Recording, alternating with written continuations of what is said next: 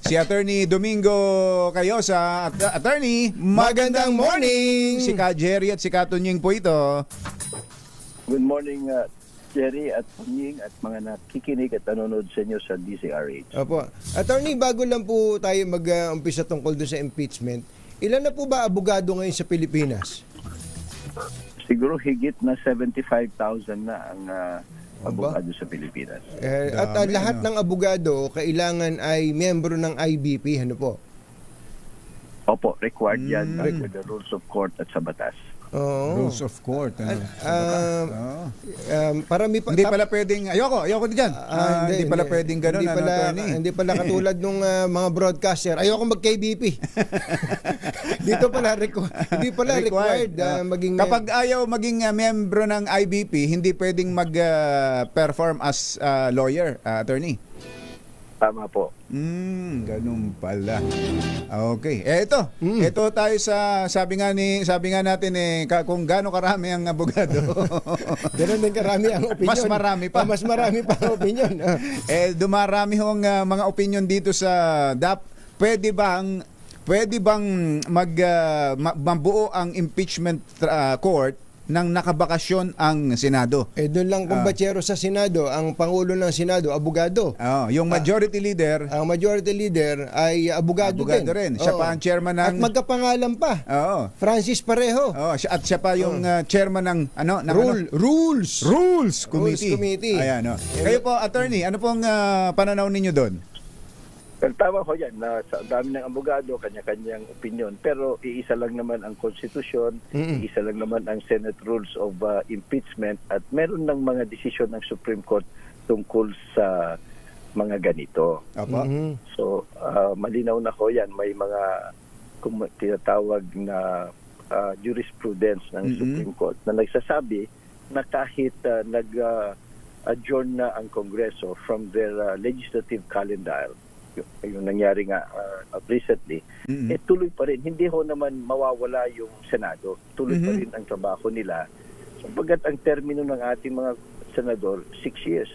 At pinakita ng Supreme Court na maaari yung legislative function, hindi na kasi nag-adjourn na sila.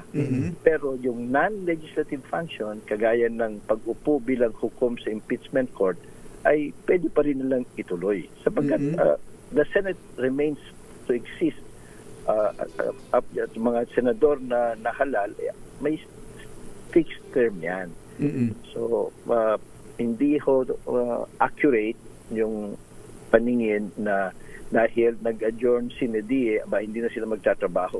Hindi ho, senador pa rin sila. Meron silang ibang trabaho maliban sa paggagawa ng batas. Opo. Nabanggit din nyo merong jurisprudence, may naging desisyon na meron ho bang nangyaring ganyan na ipinasya ng Korte Suprema na sinabi ng Korte Suprema na pwede kahit nakabakasyon kayo, pwede ninyong simulan ng impeachment trial? But not exactly impeachment, pero very similar. Ito yung Pimentel versus Joint Committees of Congress na kung saan si Senator Pimentel noon in the 1995 elections, pinestyon niya yung canvassing na ginagawa ng Kongreso. Ang sabi niya, hindi na pwedeng ituloy yan kasi nag-adjourn na. Doon lumabas yung doktrina na kahit nag-adjourn niya from their legislative functions, yung legislative calendar natapos na, tuloy pa rin yung gawain nila. Yung ibang function nila. Bilang Board of Canvassers. So ito naman, impeachment. May naihain na impeachment complaint. Malinaw ang Constitution na pag dinala ng lower house sa Senado yan, nakalagay doon, and the Senate shall henceforth trial. Forthwith proceed. Ibig sabihin, kaagad, walang delay. So yung pong ang rules nila, nakalagay doon, araw-araw ang kanilang hearing. Oo. So yung pong ang pagkakaintindi nyo pala doon sa forthwith, agad-agad ay kung kahapon, kung batsera, anong petsa kahapon? Asais. So 5 nung pinadala, at kung ang susundan natin ay yung sinasabi ni Senate President Jesus Escudero na June 2 pa, hindi na po masusunod yung forthwith. Ganun ba? Tama ba intindi namin sa sinasabi nyo? Well, of course, meron ng delay, di ba? Mm-mm. So, hindi natin alam kung ano ang rason nila dyan. Pero there's nothing to prevent the Senate na mag-reconvene at umupo ng impeachment court.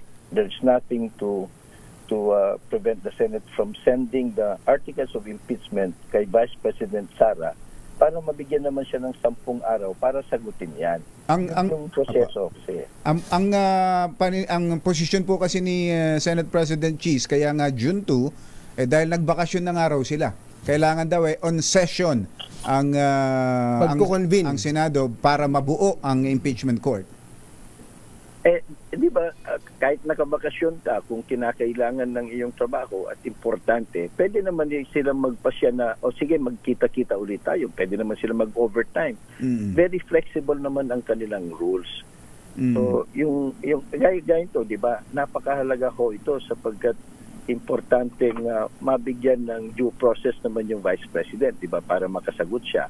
Pangalawa, mabigyan naman ng galang yung paningin ng lower house na supermajority nagsabing ay dapat isakdal ito at tayong mamamayan gusto din natin matuldukan ito, di ho ba, na malaman ang magkabilang panig. Mangyayari lang yan kung uusad sa lalong madaling panahon yung proseso. Hindi natin alam kung anong desisyon, nasa kanila na yan, pero importanteng makita ng taong bayan yung mga ebidensya ng magkabilang panig at matuldukan ito para there will be more stability.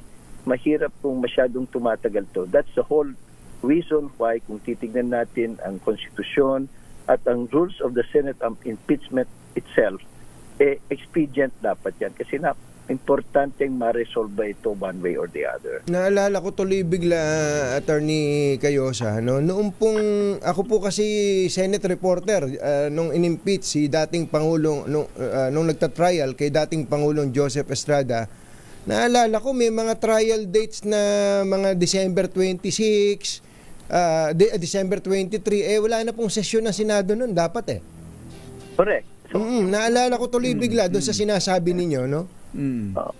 So, pwede ho naman kahit ang nakalagay sa kanilang rules every day from 2 p.m. onwards. Pero nakalagay din yung pwedeng lang baguhin dyan. Pwedeng, lalo ngayon, wala na silang legislative function noon. Dyan sa rules kasi, sa umaga yung legislative function, sa hapon yung impeachment function daw. Pero since wala na sila, tapos sa yung legislative calendar nila, edi pwedeng buong araw para mag-focus. Para naman all the parties are given a chance in court, kumbaga. Ang kinakailangan lang, ready, sabi ni VP Sara. Sige, mag-file kayo, sasagutin ko. Ngayon, nag-file sila. Ang problema natin, wala yung mga hukom. So, naiintindihan natin, nakabakasyon. Pero di ho ba napakahalaga ito?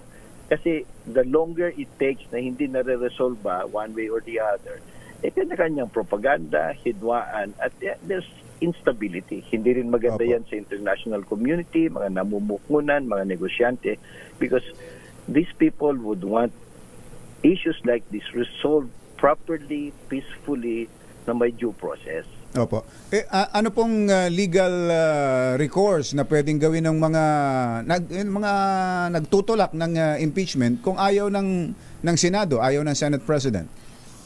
Well, pwede ho naman mag-request yung mga senador na magkaroon special session, i-request sa presidente at yung presidente ang mag-request na magpapatawag ng special session. Pwede rin ho yan. Pwede rin hong pipirma sila ng resolution kung sila ay mayorya at ipahain sa presidente ng Senate kay Senator Escudero, malamang ho naman tatalima siya. Kasi kung hindi, baka nga naman magpapalit na naman sila ng Senate President. So, huwag na sanang umabot ng mga ganoon. Di ho ba? Yung, meron namang constitutional process. Ang ideal sana, gampanan lang nila sa lalong madaling panahon. Opo. Okay. Baka meron pa kayo idadagdag.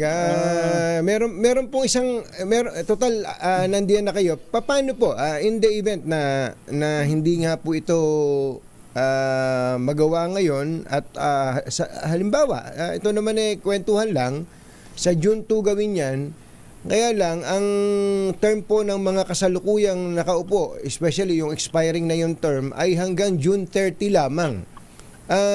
Kung June 2, assuming just for the sake of argument na umpisahan nila yung trial agad-agad, mag-convince sila, umpisahan yung trial at hindi natapos. Attorney, hindi natapos ng June 30. Ano po mangyayari?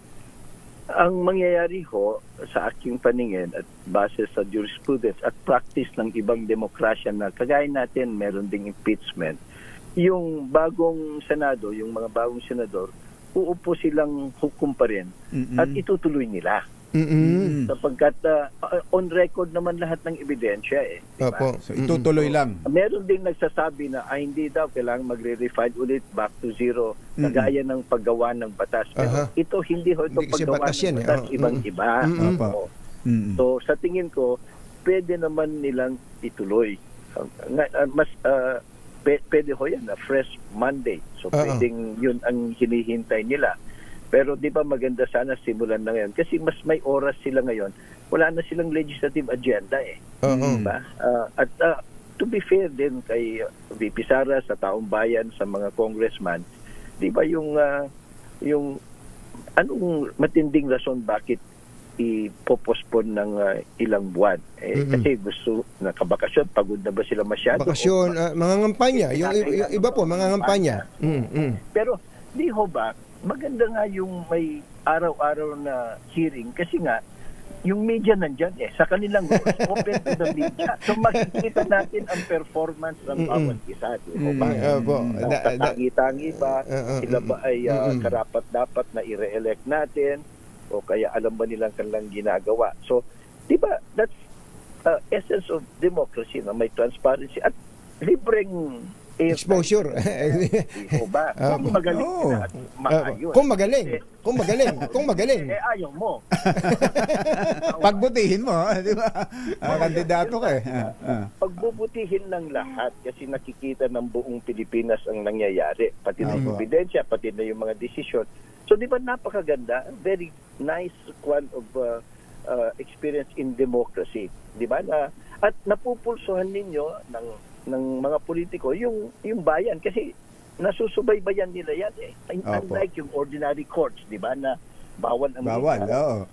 Yung PICAM, wala tayo ito, magugulantang na lang tayo. Ito talagang live via satellite ito. Open ho yan. So di ba nakakatulong yan dun sa mga re-electionists kung kinakailangan nila yung media exposure. Diba? So medyo hindi masyadong malinaw kung bakit. Siguro pinag-uusapan pa nilang detalye. We pray that eventually umusad na ito. To be fair naman din kay Vice President Sara kasi gusto niya, sige, mag-file kayo, sasagutin ko. Dito na nga yung proseso. Huwag na sana nating masyadong patagalin. Attorney Cayosa, salamat po. Thank you po. Sa inyo. Magandang umaga po. At sa ulitin, Attorney. Maraming salamat. Good morning po sa lahat.